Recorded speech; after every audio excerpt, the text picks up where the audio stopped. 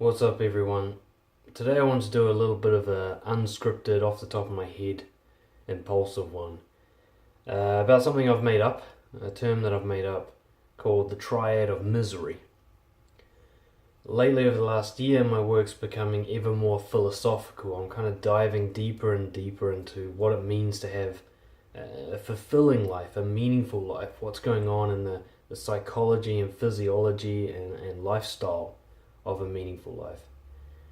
And I've come to realize that as a person comes into this world, a meaningful life is prevented from happening because of this thing that I'm now calling the Triad of Misery. Now, the Triad of Misery is made up of three key parts. One is the not good enough story in your head. Another is the notion of happiness and the pursuit of it.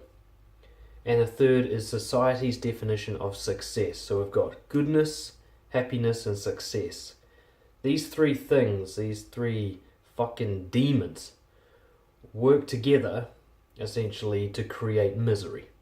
And I want to just sort of offload my thoughts as to how that happens and how we've all been tricked by each other into this triad of misery, and how we're all missing out on confidence, on a meaningful life, on deep connections, on basic enjoyment of day-to-day activities because of this triad. Let's sort of tackle them one at a time. Let's start with success. Now, what success means changes depending on where you are and who you are. So your country and your culture and your village and your family will all have slightly varying definitions of what the word success means, and you'll have your own one, and it changes over time. And as you travel around the world, you'll see that it has a different meaning in different countries and to different people. But there are some core themes that come through in terms of what success means. It means looking good aesthetically, it means being rich, it means being powerful, it means being popular, it means being well loved, it means being physically able. There's all these kinds of themes that come through. And there's the theme of competition. You're doing better than others. That's what success often means. It's a comparative measure. And there's all sorts of other themes that come through. This is different country by country, culture by culture. But let's just take the kind of classic Western, rich, famous, and powerful model of success. Why does this contribute to misery? Well, mostly because it's impossible. That is, there's no finish line to success. There'll be one in your mind right now. Let's say if you think success is wealth, you'll have a finish line. Perhaps it's $1 million, or perhaps it's starting your own business, or perhaps it's retiring. You'll have this finish line. And your mind will sort of subtly, or not think it exactly, but you'll be subtly influenced to believe that once you cross that finish line, you will feel successful, and you will be successful. And this implies that there will be this kind of end of the race sensation, like it's finally over. That fame, there's some people are going for fame or popularity in a kind of lesser global version of it. Maybe they're on Instagram trying to get their pictures shared out. Maybe they're an actor trying to get famous. Maybe they're simply just trying to be the most popular person in their friend circle. There's this constant idea of popularity and fame. Again, there's this idea of a finish line, this idea that eventually you'll be popular enough, loved enough, respected enough, and you'll be finished. The job will be done. And until the job is done, until you reach the finish line in any aspect of what you call success, there's this hunger, this neediness to keep going, to improve. Now, when I first started in self-development, I often reverse engineered what I thought of as successful people. I looked at people who are on the top of their fields, and I kind of worked backwards for how they got there, and saw the elements, things like they worked hard, and they never gave up on their dreams. They challenged themselves, and they took risks, and they did this, and they invested, and they did that and that. And I thought, well, I just do those things, then I become successful also. And if I teach my clients to do those things, they'll also become successful. And this is a good thing to be, you know. And I followed that for many years, but then I realized no matter what finish line I set, whenever I cross it, that finish line just moves again. I get a brief sensation of crossing the line, like, yay, I made it. And then I wake up one day and the finish line's ahead of me again. I'm like, damn, I'm in another race now. You know, I finally get that promotion, but now I'm at the bottom of a manager pool and I want to get to the top of that pool. You know, I finally get a group of friends, but now I want to have an even bigger group of friends. And, you know, I finally get to a place where I like the look of myself in the mirror, but I think, I could be even stronger or even more muscular or whatever. The line just kept moving. It was quite frustrating for me. And I came to realize, well, this must be the case forever because there's always better. You can always be more successful. You can always look better. You can always make more money. You can always be more powerful. You can always be more loved. You know, and those things can always be taken away from you too. So not only are you trying to get more, you're trying to protect what you've got. It's quite an insecure position to be in. You're never enough. And what you've got is not guaranteed. And I thought about this more and I realized, well, this is the case for even the people I look up to. And so I had another look at those people who I'd first thought of as successful and worked backwards, had a look at them and I realized, shit, you know, they're not happy either. Not what I thought they were. Look at Michael Phelps. He won so many gold medals at the Olympics. He is the Olympian of Olympians. He's got world records for his world records. You know, he's got world records for the amount of medals he's got. You can't win more at sport than what he's done. You can't be more successful than him. You just can't. He's got the records. A few years after his latest Olympics, comes out that he's got depression. You know, and that he's using drugs to self-medicate. What's going on? He's so successful. How can that happen? How can Robin Williams, the top of the comedy ladder, famous, rich, everything people want to be, popular, well-loved, commit suicide in his fucking 60s? And it turns out it wasn't some brief influence. You know, it wasn't some random impulse. He's been depressed his whole life. In fact, this suicide's been written in his destiny. He's just been fighting it for decades. So I came to realize success as a concept is flawed. It keeps you constantly feeling hungry. And as time goes on, you become more and more successful. You actually become less secure in it. Because it never provides you with satisfaction. It only makes you continue to be hungry. So there's that element of the first part of the triad of misery that we chase. We're so sure we're going to cross a finish line, yet nobody ever does. And then the second part is happiness. The happiness movement started, I think, in the 60s or 70s, almost exclusively in the United States, and now has spread throughout the world. There's some cultures that don't really buy into it, but they've got their own version of it. And when you look at all the different definitions of it, it's not the philosophical version of the word happiness. This idea of you being content with who you are and having integrity and understanding the meaning of life for yourself. Some people claim to mean that when they mean the word happiness, but what nearly everyone means when they say happiness is literally to feel happy. It is to have a short range, a limited range of emotions that are pleasurable for a consistent, frequent period of time, right? So somebody thinks of a good time they had, and they think of happiness as that good time being copied and pasted day after day, of constantly feeling good, and almost a hedonism, isn't it? And this is quite often linked to success. What we're told is success is the formula for this happiness, that if we're rich and famous and powerful and all the shit, that we will feel a constant wave of pleasurable emotion, a constant enjoyment of life, and that this is achievable.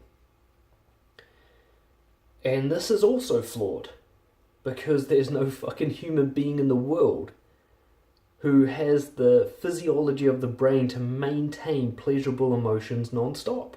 It cannot be done.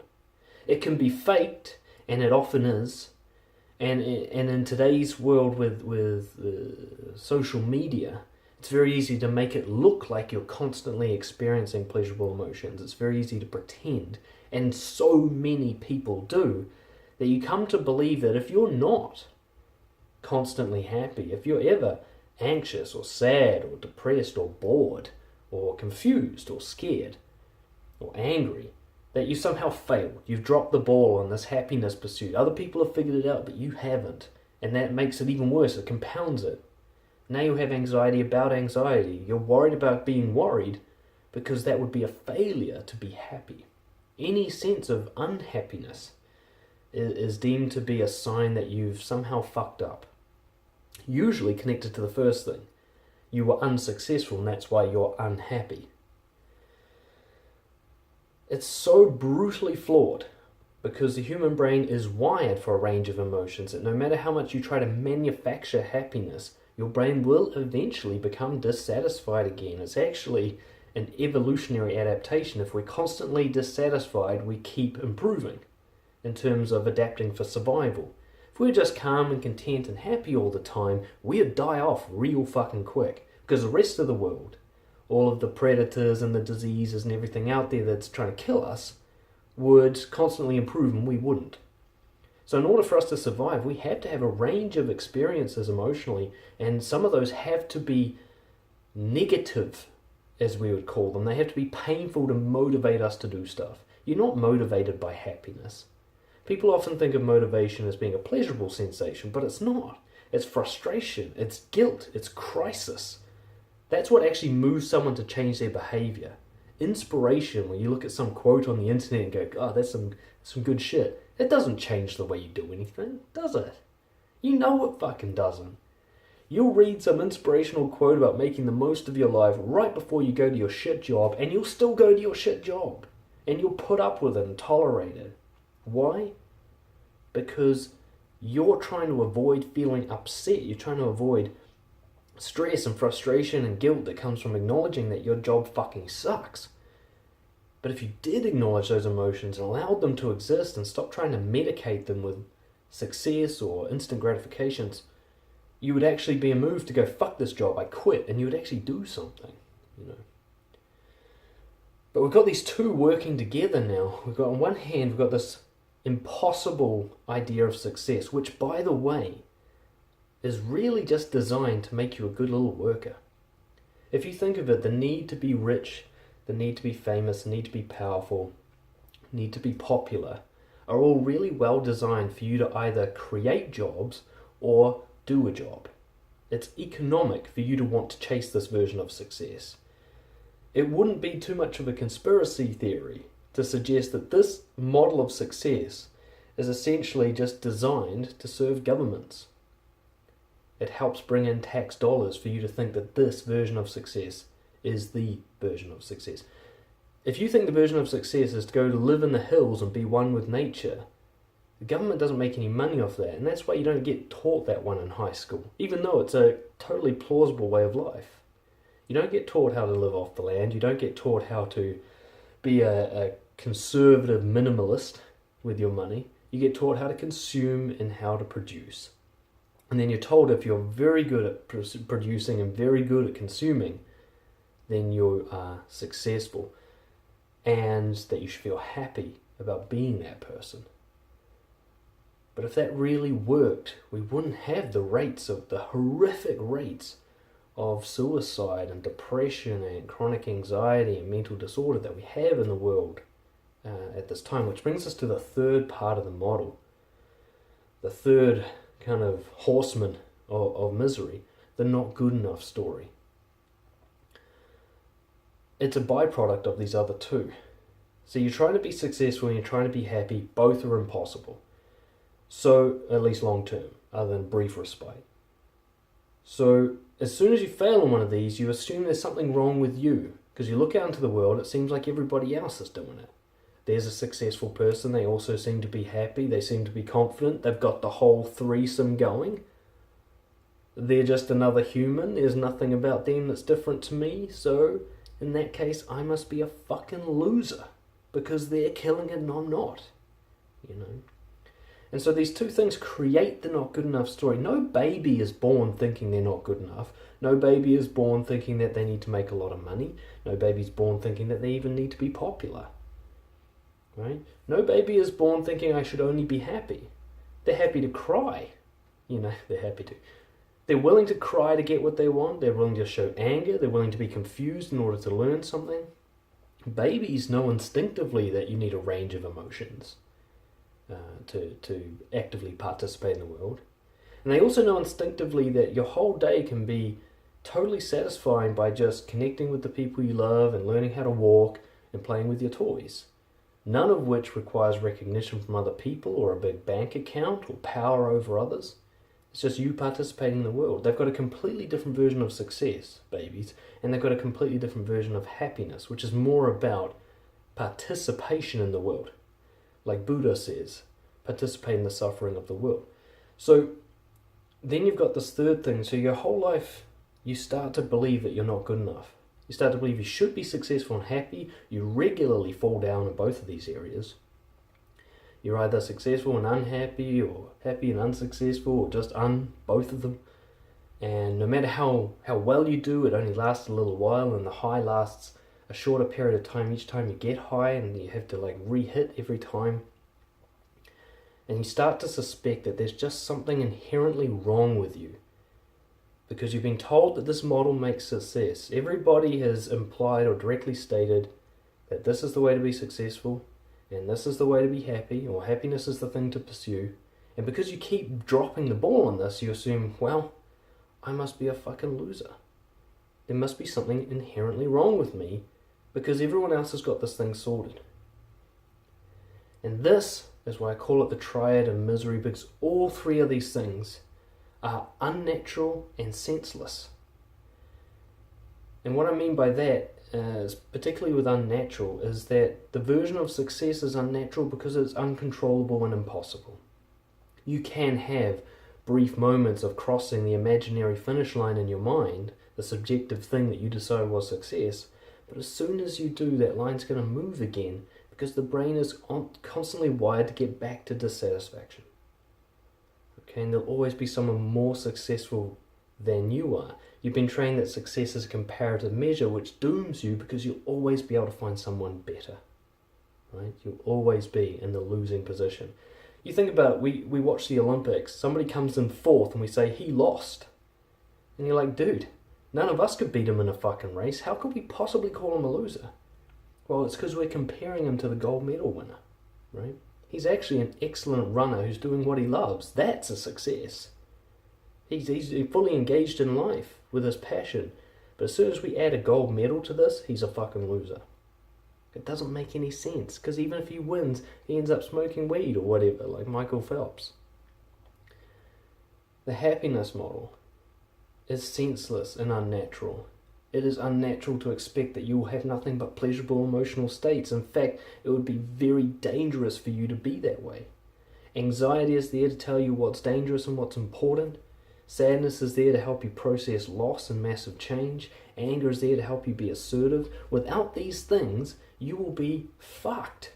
You need these emotions. They're not failures, they are fuel. And if those two concepts were readjusted in your mind, if success meant simply engaging in the world with the participation that a newborn baby brings to life, that a toddler brings to the way they play, and happiness was redefined as participating in all of your emotional states and making the best of them, then this not good enough story thing would go away. I really wanted to get this out there because, my clients are just, I'm seeing time and time again that when I just dig deep down, it's these three things that are the source of pain for everybody. That low self-confidence comes from this triad of misery. You thinking that you aren't as good as what you could be or as others only comes if you believe in this triad. If you believe success is this thing, happiness is worth pursuing, being good enough requires both of these to be doing well. You have to believe that to have low self-confidence. To have high self-confidence, all you have to do,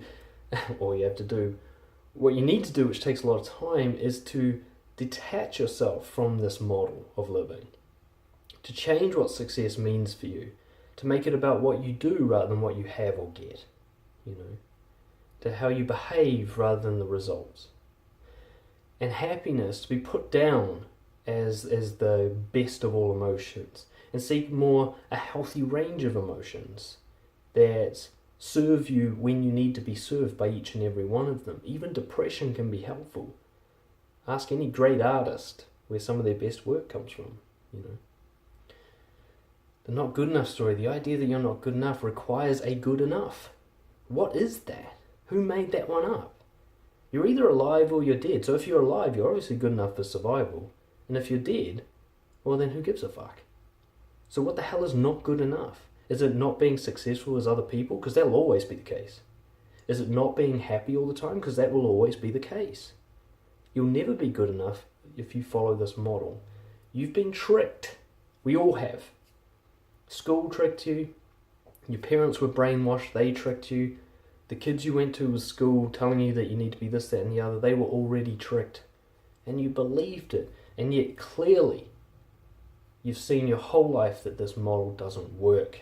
You've been trying it for a long time now. You've seen the top celebrities fucking kill themselves and go to rehab. You can see clearly that even the people that seem to be doing well by this model aren't doing well inside necessarily. And you've also seen counter examples of people who weren't rich and famous, who had regularly moody changes of heart, and yet they seem to be okay with who they are. You've seen that evidence. Much rarer, of course. I just wanted to make this video to maybe get through to just like one fucking person to just think about letting go of everything you've been told to hold on to. Everything. Letting go of success, letting go of happiness, questioning it, going, does it really fucking... Is it really a good way to live? Really? Is it working for anyone out there? If I look past their Facebook profile, are they still, a satisfied person? Are they confident in themselves? Are they free of insecurities? Why was Dwayne "The Rock" Johnson deeply and chronically depressed even when he was successful? Why were these people that we look up to showing cracks, showing signs that following this model and even doing well in this model does not actually create a high quality of life in here, which is the only life you actually have? This is a personal one for me because it was something I had to change. It's still something that grips me. Every now and then I get needy about money, or I get pissed off at myself for being stressed. And I think that I've somehow failed. The model comes back every now and then I remember, hey, that's all bullshit.